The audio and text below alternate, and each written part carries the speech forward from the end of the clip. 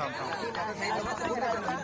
आम्ही सगळे भारतरत्न डॉक्टर बाबासाहेब आंबेडकरांना अभिवादन करण्यासाठी सगळे इथे आलेलो आहोत, ज्यांनी या देशाच्या ऐक्यासाठी आणि आपण ज्या नियम कायद्याने जगतो असं या जगातलं सगळ्यात उत्तम संविधान जे या देशाला दिलं, आणि फक्त संविधान नाही, आपल्या पाण्याची जी पॉलिसी असेल, विजेची काय पॉलिसी असेल, असं दूरदृष्टी ठेवून त्यांनी जी काय धोरणं आखली त्या सगळ्याचाच आज देश ज्या पद्धतीने पुढे चाललाय तो त्यांनी दिलेल्याच दिशेने आज चाललेला आहे. पण हे दुर्दैव आहे की आज मी एक खूप जड अंतःकरणाने म्हणते की ह्या वास्तू त्या मातीत आल्यानंतर आज ज्या पद्धतीने या संविधानाच्या विरोधात कट कारस्थान होतं या राज्यात आणि त्यातून झालेल्या मारामाऱ्या, ह्या इलेक्शनमध्ये ज्या पद्धतीने संविधानाच्या विरोधात अनेक गोष्टी झाल्या या खूप खरं तर अस्वस्थ करणाऱ्या आहेत.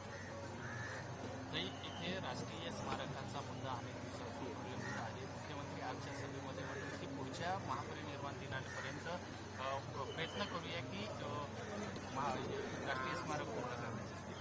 मला कळत नाही ते करण्यासाठी हिंदू मिलची जी जागा दिली त्याच्यानंतर हे स्मारक करायला एवढा उशीर का होतोय याचं उत्तर मोठे मोठे रस्ते, इन्फ्रास्ट्रक्चर प्रोजेक्ट्स यांचे होतात, पण हे स्मारक जे आपल्या सगळ्यांचं श्रद्धेचं स्थान आहे, आस्थेचं स्थान आहे, ते का पूर्ण होत नाहीये आणि याचं उत्तर खरं तर महाराष्ट्र सरकारला द्यावं लागेल. ताई, अहिल्यानगरमधून एक धक्कादायक प्रकार समोर आला आहे. नृत्यांगणीने बरखास्त घेतलेला एका लॉजमध्ये भाजपच्या संदीप गायकवाड कार्यकर्ता आहे, त्याच्याकडून दबाव होता लग्नासाठी म्हणून आत्महत्या केल्याचं प्रकरण समोर आलेलं, त्याला आठवतं. मला काय आश्चर्य वाटत नाही, कारण का ह्या राज्यामध्ये भारत सरकार आणि महाराष्ट्र सरकार यांचा डबल इंजिनच्या सरकारमध्ये भारत सरकारचा डेटा सांगतो की महिलांच्या विरोधात जे काही क्राईम आहे तो वाढलेला आहे. हा माझा विरोधक म्हणून डेटा नाहीये, हा भारत आणि महाराष्ट्र सरकारचा डेटा आहे. तर महाराष्ट्रामध्ये क्राईम वाढलेला आहे का? तो वाढलेला आहे, वास्तव आहे. आणि मग स्त्री भ्रूण हत्या असेल किंवा हुंडाबळी असतील किंवा हे नवीन अहिल्यानगरचं प्रकरण असेल, हे दुर्दैवी आहे की कुठल्याही महिलेला या राज्यामध्ये आज सुरक्षित वाटत नाही. मेरा भाईंदरमध्ये सहकार करत असाल तरच तुम्हाला घर देऊ असं म्हणत मराठी माणसाला घर. त्याचं उत्तर तुम्ही महाराष्ट्राच्या माननीय मुख्यमंत्र्यांना भेटला ना 10 मिनिटापूर्वी, त्यांना विचारलं पाहिजे. हे राज्याचे मुख्यमंत्री आहेत आणि ह्या राज्यामध्ये सगळ्यांना न्याय हा समान असला पाहिजे. तुम्ही काय खाता, काय करता, त्याचा काय संबंध कुणाशी? दादर रेल्वे स्थानकाचं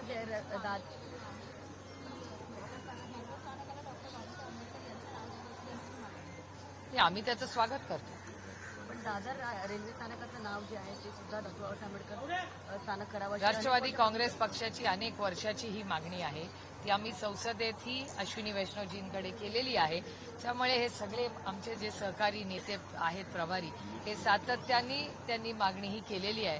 आमची अपेक्षा आहे की 10 वर्ष, हे 11 वर्ष झाली त्यांच्या सरकारला, आता 11 वर्षात आम्हाला अजून काही न्याय मिळालेला नाही. आता इंडिगो फ्लाईटचं जे काही सुरू आहे, गोंधळ सुरू आहे, अनेक प्रवाशांना त्याचा सामना करावा लागतो, लहान मुलं. इंडिगोवर ऍक्शन भारत सरकारने घेतली पाहिजे. आमची अपेक्षा होती की ज्या पद्धतीने करोडो लोकांना या गेल्या 2 दिवसात अडचणी झाल्यात, पार्लमेंटमध्येही हा मुद्दा आम्ही सगळ्यांनी उचललेला आहे.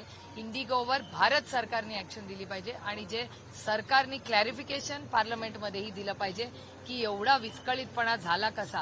त्याच्यात पेशंट्स होते, अनेक लोकांच्या घरातले कोणी दगावलं होतं ते पोहोचू शकले नाहीत, कुणाच्या घरात लग्न कार्य होतं, काही स्टुडंट शिक्षक होते, काही विद्यार्थी होते.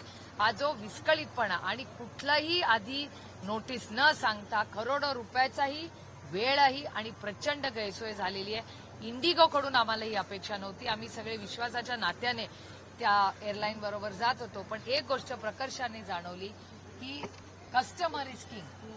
त्याच्यामुळे भारत सरकारने आता अजून इंडिगोसारख्या 5 एअरलाईन्स केल्या पाहिजेत, ज्याच्यातून एकाकडे असा कुठलाही कंट्रोल राहता कामा नये की या देशातली प्रत्येक जो दौरा बाहेर जातोय त्याला अडचण झाली. करोडो रुपयाचं पण नुकसान झालं आणि करोडो लोकांचेही हाल झाले, लहान मुलांपासून ज्येष्ठ नागरिकांपर्यंत. त्याच्यामुळे याची एक इन्क्वायरी लागली पाहिजे आणि आम्ही मागणी करतो पक्षाच्या वतीने की भारत सरकारने पार्लमेंटमध्ये आम्हाला ह्याच्यावर व्हाईट पेपर काढून एक स्टेटमेंट केलं पाहिजे की इंडिगोचं नक्की झालं काय आणि याला जबाबदार कोण. नुकसान भरपाई देण्याची मागणी कराल? अर्थातच हे सगळं म्हणून तर भारत सरकारने पहिलं तर स्टेटमेंट केलं पाहिजे. भारत सरकारचं स्टेटमेंट पण आलं नाही, पार्लमेंट चालू आहे. का नाही भारत सरकारने याच्यावर स्टेटमेंट केलंय? केवढी मोठी गोष्ट आहे. मैम एक बार हिंदी में जानना चाहेंगे इंडिगो की जिस तरीके से इंडिगो का जो हुआ है इसका हम निषेध करते हैं. इस पे भारत सरकार ने पार्लियामेंट में ऑफिशियल स्टेटमेंट करना चाहिए. इसकी इंक्वायरी होनी चाहिए. जो बुजुर्ग है, बच्चे हैं, डॉक्टर्स है, किसी के यहाँ कोई फैमिली में गुजर गया है, किसी की शादी हुई, अब देख रहे हैं 2 दिन से क्या हाल है. और जिस तरह से भारत सरकार से कोई भी स्टेटमेंट आज तक नहीं आया. पार्लियामेंट 2 दिन से चल रही है, एक स्टेटमेंट भारत सरकार से नहीं आया.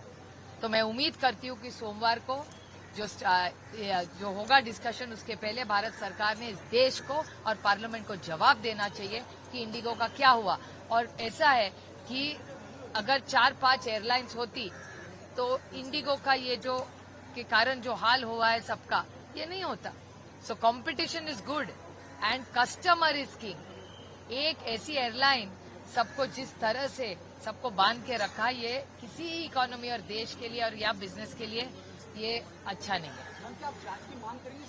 बिल्कुल जांच तो होनी चाहिए. हमने मांग की है, पार्लियामेंट में भी कल इस पे हमने मांग की है, लेकिन भारत सरकार से स्टेटमेंट नहीं आया. लेकिन जांच होनी चाहिए.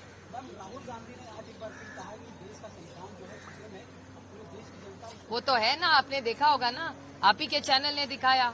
हर गली में लड़ाई हो रही थी 2 दिन पहले महाराष्ट्र में.